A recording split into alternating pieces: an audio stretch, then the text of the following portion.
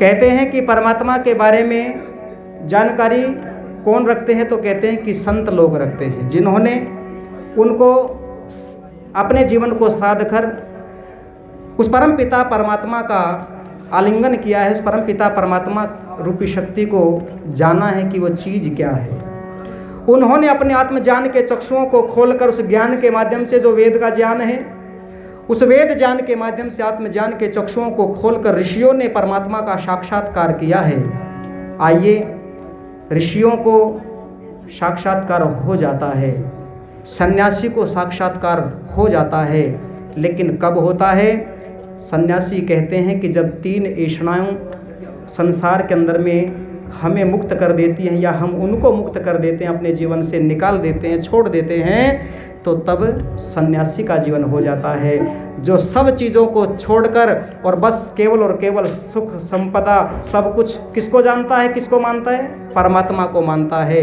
तो कहते दुनिया की बड़ी से बड़ी ताकत भी उसके सामने छोटी पड़ जाती है।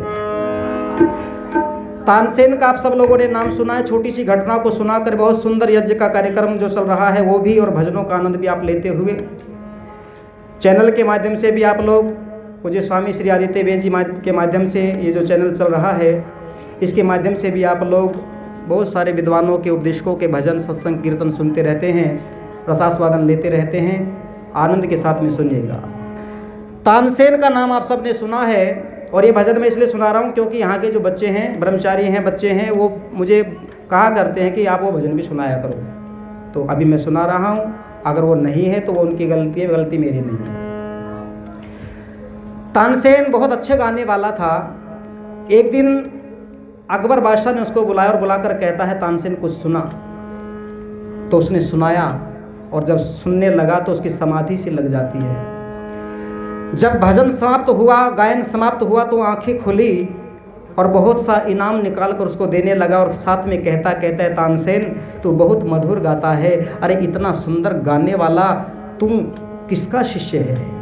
कौन ऐसा तेरा गुरु है जिसने तुझको इतना सुंदर गाना सिखा दिया? तानसेन कहते, महाराज आप मिलना चाहोगे मेरे गुरु से? बोले मिलना चाहूँगा, और मैं उनको सुनना भी चाहूँगा, क्योंकि अगर तू गाता है तो तेरे गुरु तो और भी अच्छा गाते होंगे। बोले जी बिल्कुल। तो सुनना है? बोले हाँ। तो प्रातः काल के समय में चलेंगे, संध्या का समय होगा प्रातः काल का, उस समय पर चलेंगे। प्रातः काल की संध्या के समय पर, यज्ञ के समय पर अकबर बादशाह अपने साधन हाथी आदि पर बैठकर तानसेन को लेकर पहुंच गया। अब सोचकर तो ये आया था कि तानसेन जब इतना अच्छा गाता है और मैं इसको इतना धन दौलत देता हूं, तो इसने भी अपना घर जो बनाया है बड़ा आलीशान महल की तरह बनाया है। इसके गुरु तो और बहुत बड़े साहूकार होंगे, महल के अंदर में रहते होंगे, लेकिन वो कहाँ रहते थे? किसी महल में नहीं, बल्कि घास फूस की बनी एक झोपड़ी के अंदर में रहते थे, जिसके रात को अंधेरे में अगर लालटेन भी अंदर जलाते थे तो सारा का सारा प्रकाश झिर्रियों से बाहर आता था। उस कुटिया के बाहर यज्ञवेदी बनी हुई है, प्रातःकाल का समय है, दोनों के दोनों आकर चुपचाप आकर खड़े हो गए एक स्थान पर।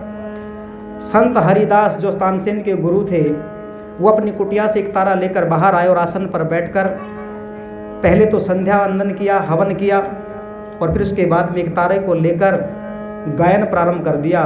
और कहते हैं कि जब संत हरिदास गाने लगे तो अकबर जैसे पतित व्यक्ति की भी समाधि लग जाती है। गायन समाप्त हुआ तो एक झटका सा लगा और आंखें खुली तो आंखें खोलकर कहता है, तानसेन मैं तो सोचा करता था कि दुनिया में तेरे से मधुर गाने वाला तो कोई नहीं होगा, लेकिन आज तेरे गुरु को जब मैंने सुना है, अगर मैं नंबर देने लगूँ ना तो अपने गुरु के सामने तू तो बिल्कुल 0 नंबर पे खड़ा है, तू तो कुछ भी नहीं गाता। तो उस समय पर तानसेन बड़े गजब की बात कहते हैं। क्या कहते? कहते सुनो बादशाह, आज से पहले आप प्रशंसा और बड़ाई किसकी करते थे? केवल और केवल तानसेन की करते थे। आज मेरे गुरु के गायन को सुनकर तुम्हें तानसेन का गायन तुच्छ लगने लगा है, तो उसका भी एक कारण है बादशाह। और कारण क्या है?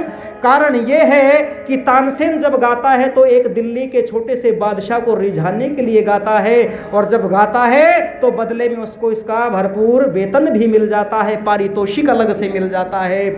लेकिन मेरे गुरु जो गाते हैं ना, वो किसी दिल्ली के एक छोटे से बादशाह, तुच्छ बादशाह के लिए नहीं गाते। अरे वो तो संसार के बड़े से बड़े बादशाहों के बादशाह परमपिता परमात्मा के लिए गाते हो। इसलिए मेरे गाने में और उनके गाने में अंतर है। तो कहते हैं कि अच्छा तेरे गुरु की परीक्षा लेकर देखो। बोले लेकर देखो। 25 असरफियाँ इनाम स्वरूप भेजी, गुरु ने ठुकरा दी। जाओ किसी भूखे गरीब को दे देना, मुझे आवश्यकता नहीं। सन्यासी थे वो, सन्यासी के गुण होते। ये हमारे बीच में जो सन्यासी बैठे हैं, ये सन्यासी वही सन्यासी हैं जो अपने जीवन के अंदर से 3 ऐषणाओं को त्याग कर अपने सर्वस्व को, इस संसार को न्योछावर परमपिता परमात्मा के गुणों को न्योछावर करके उसकी शरण में रहकर, आलिंगन में रहकर काम करते हैं। 25 असरफियों को ठुकरा दिया कि मुझे आवश्यकता नहीं है, मेरा काम चल रहा है। कहना बादशाह को किसी भूखे गरीब को दे दे। तानसेन आकर कहता बाबा ने तो ऐसा कहा है तानसेन महाराज। वो कहता अच्छा हो सकता 25 थोड़ी कम दे दी। अब की बार डबल किया, 50 की संख्या में असरफियों को भेजा। जाओ 50 असरफियाँ लेकर जाओ। तानसेन लेकर जाता है। संत हरिदास फिर वही शब्द कहते, बेटा मैंने पहले कहा था मुझे आवश्यकता नहीं है, अब भी कहता हूँ मुझे कोई लालसा आवश्यकता नहीं है। जाओ किसी भूखे गरीब में बांट देना। अब की बार अकबर आ गया पास में, सामने आकर खड़ा हो गया और 100 असरफियाँ निकाल कर देने लगा। कहता है महाराज कम से कम इनको तो मत ठुकराना। तो संत हरिदास क्योंकि वो जानते थे, भाप गए थे कि ये क्या चल रहा है। भला सन्यासियों की परीक्षा कौन ले सके? सन्यासी परीक्षा ले लेते हैं, विद्वान सन्यासी जो ऋषि होते हैं वो परीक्षा ले लेते हैं। और तानसेन के साथ में अकबर बादशाह जो परीक्षा लेने आया था गुरु की, वो गुरु अकबर बादशाह की परीक्षा लेने लगा। और क्या कहता है अरे बादशाह पहले भी 2 बार मैं ठुकरा चुका हूँ और मैं फिर कहता हूँ मुझे आवश्यकता नहीं है तेरे धन की। जाओ जिनको आवश्यकता है भूखे गरीबों को उनको दे देना। अब क्योंकि राजा था, आवेश में आ गया। रजो तमोगुण होते राजा में। आवेश में आकर कहता रे बाबा क्यों ढोंग करते हो? तू कहता है बार बार भूखे गरीब में बांट देना, भूखे गरीब में बांट देना। अरे तेरे से भी भूखा नंगा गरीब है कोई दुनिया में? तो संत हरिदास हंसे और हंसकर कहते कि हाँ बादशाह, मुझसे ज्यादा भूखे नंगे गरीब तो दुनिया में बहुत है। अकबर बादशाह कहता है कि जरा बताओ तो कौन है बाबा आसपास में? तो संत हरिदास हिचकिचाए नहीं, डरे नहीं किसी से। वो क्या कहते हैं? अकबर बादशाह की तरफ उंगली का इशारा करके कहता एक तो तू बैठा है जो सबसे गरीब, मुझसे भी ज्यादा गरीब और भूखा नंगा है। वो कहता मैं कैसे हूँ भूखा नंगा गरीब? मेरे पास तो बहुत साधन है। क्या साधन है? कहता जिन बर्तनों में भोजन करता हूँ वो भी सोने और चांदी के होते हैं, तेरे पास क्या है? तो संत हरिदास कहते कि सुनो बादशाह तू किस गफलत में जी रहा है, सुन। ये बादशाहत है तुझे गर्दिश में लाने के लिए, अरे गर्दिश में लाने के लिए। जिस बादशाहत के ऊपर तू घमंड करके बैठा है कि तेरे पास धन है, पैसा है, वैभव है, नौकर है, महल है, सब कुछ तो है, इनके ऊपर घमंड करके बैठा कि तू ही बादशाह हो गया। ये बादशाहत है तुझे गर्दिश में लाने के लिए, गर्दिश में लाने के लिए। और सुन ये फकीरी है मेरी आनंद पाने के लिए, ये फकीरी है मेरी आनंद पाने के लिए। बादशाहत है तुझे गर्दिश में लाने के लिए, ये फकीरी है मेरी आनंद पाने के लिए, ये फकीरी है मेरी आनंद पाने के लिए। अकबर बादशाह कहता कि मुझे गरीब बताता है बाबा मेरे पास सोने चांदी के बर्तन हैं जिनमें मैं भोजन करता हूँ। और सुन जिन बर्तनों में एक बार भोजन कर लेता हूँ उनमें दोबारा भोजन नहीं करता, नए बनकर आते हैं। इतना साहूकार व्यक्ति मैं तेरे सामने खड़ा हूँ और तू मुझे गरीब बताता है। बोला सुन गरीब है। कैसे गरीब? बोले सुनो। सोने और चांदी के बर्तन तेरे मन भाते नहीं, तेरे मन भाते नहीं। सोने और चांदी के बर्तन तेरे मन भाते नहीं, तेरे मन भाते। अरे सोने और भाते नहीं, तेरे मन भाते नहीं। पर ये कमंडलू है मेरा हर चीज खाने के लिए, ये कमंडलू है मेरा हर चीज खाने के लिए, हर चीज खाने के लिए, हर चीज खाने के लिए। ये फकीरी है मेरी आनंद पाने के लिए, ये फकीरी है मेरी। सोने चांदी के बर्तनों में तुम रोज ऊब जाते हो, रोज ऊब जाते हो, उन बर्तनों में भी तुम्हें रोज बदलना पड़ता है। लेकिन मेरे पास एक कमंडलू है पीतल का, मेरा उससे कभी मन उबता नहीं है। मैं सुखी हूँ, तू दुखी है, तुझे रोज नयों की चिंता हो जाती है कि नए लाने पड़ेंगे। स्वामी जी आशीर्वाद दे रहे हैं और दोबारा से बहुत बहुत धन्यवाद। मेरे पास एक कमंडलू है, उससे मेरा मन नहीं उबता। बता बादशाह, तू गरीब क्या मैं गरीब? बादशाह ने हिसाब लगाया और हिसाब लगा कर कहता है, चल बाबा, मैंने माना यहाँ मैं तुझसे गरीब, लेकिन एक जगह पर तो तू गरीब है। बोले कहाँ? बोले मैं जहाँ सोता हूँ ना, वो मखमली गद्दे और तकिए लगे होते हैं, बिस्तर ऐसा होता है मेरा। तेरे पास क्या है? ये घास का फटा हुआ पुराना बिस्तर। इस कुदरती शब्द सर के ऊपर तुम कैसे सो जाते हो? तुम्हें नींद आ जाती है? बताओ बाबा, मैं अच्छी नींद लेता हूँ या तुम अच्छी नींद लेते हो ना तुम गरीब? संत हरिदास कहते हैं कि बेटा अब भी तू गरीब। बोले कैसे? बोले सुन। मखमली गद्दों पे तुझको नींद तक आती नहीं, नींद तक आती नहीं। मखमली गद्दों पे तुझको नींद तक आती नहीं। अरे मखमली गद्दों पे तुझको नींद तक आती नहीं, नींद तक आती नहीं। पर क्या कहा?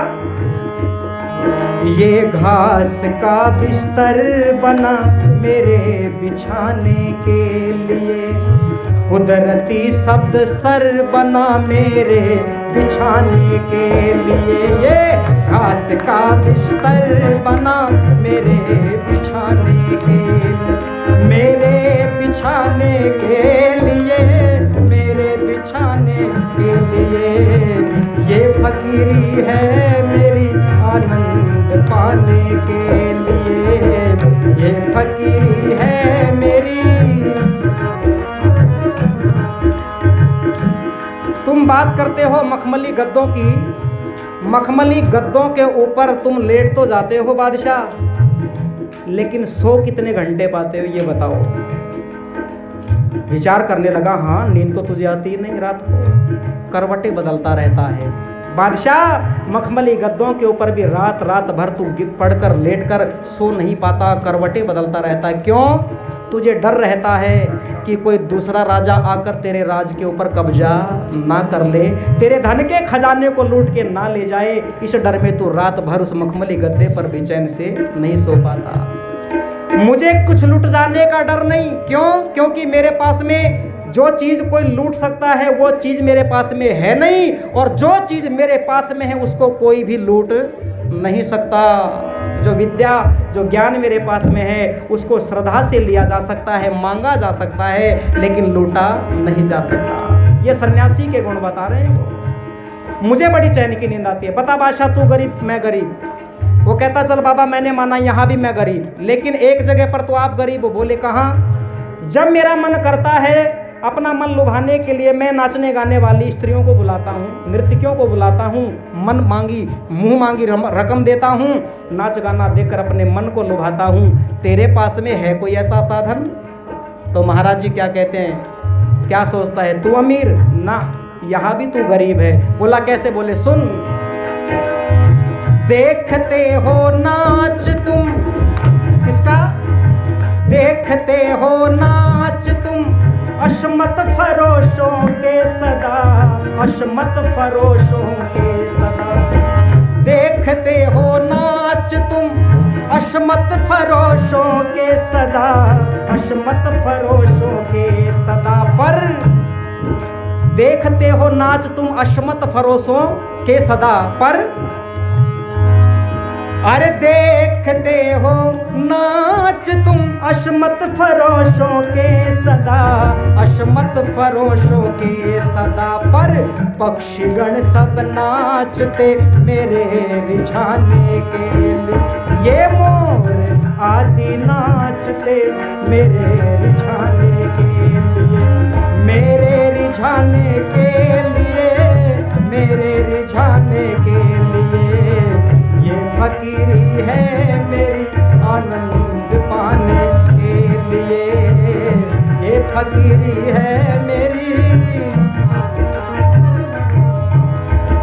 नाचने गाने वाली अशमत फरोशों औरतों को बुलाकर तुम नाच गाना देखकर रकम खर्च करते हो, पैसा खर्च करते हो, लेकिन मुझे देखो, जब मैं अपने एक तारे को लेकर गायन गाने के लिए बैठता हूँ, परमात्मा का भजन करने के लिए बैठता हूँ, तो मुझे किसी को बुलाना नहीं पड़ता, किसी को पैसे नहीं देने पड़ते, खुद ब खुद आकर नृत्य करते। और कौन करते हैं? बोले विशाल पंखों वाले मोर जैसे विशाल पक्षी आकर जब अपने परों को फैलाकर मेरे तारे की धुन पर नृत्य करते हैं, तो बताओ वो अशमत फरोश क्या मुकाबला करेंगी मेरे मोरों का।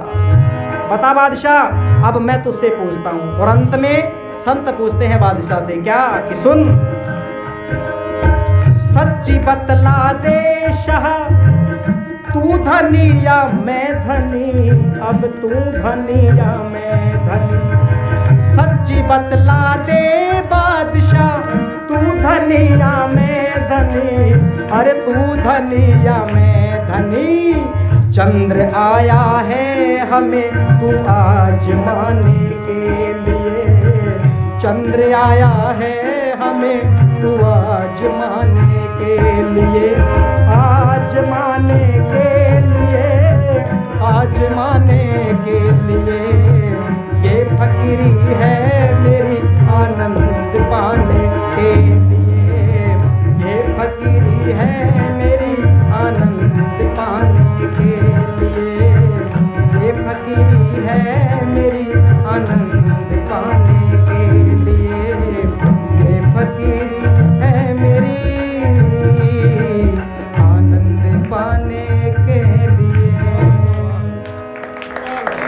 ये फकीरी है मेरी आनंद पाने के लिए। इसलिए आओ और सब मिलकर परमात्मा से यही कहा करो, परमात्मा मैं भले ही गृहस्थ आश्रम में क्यों ना रहूं, लेकिन गृहस्थ में भी योगेश्वर कृष्ण की तरह एक आप्त पुरुष कहलाकर अपने जीवन को सर्वस्व, अपने जीवन को ऊंचाई तक पहुंचा कर जाऊं कि मेरे मरने के बाद में भी लोग मेरे नाम को याद रखें। आप अंग्रेजी दवाओं से परेशान हैं या फिर रोगों से परेशान होकर संसार से उठ जाना चाहते हैं? उठ जाने से पहले नाड़ीवैद क्या क्लब आइए और अपने सभी रोगों का आयुर्वेद में सही समाधान पाइए। साथियों, इस वीडियो को ज़्यादा से ज़्यादा लाइक करें, कमेंट करें, शेयर करें और चैनल को सब्सक्राइब करना ना भूलें।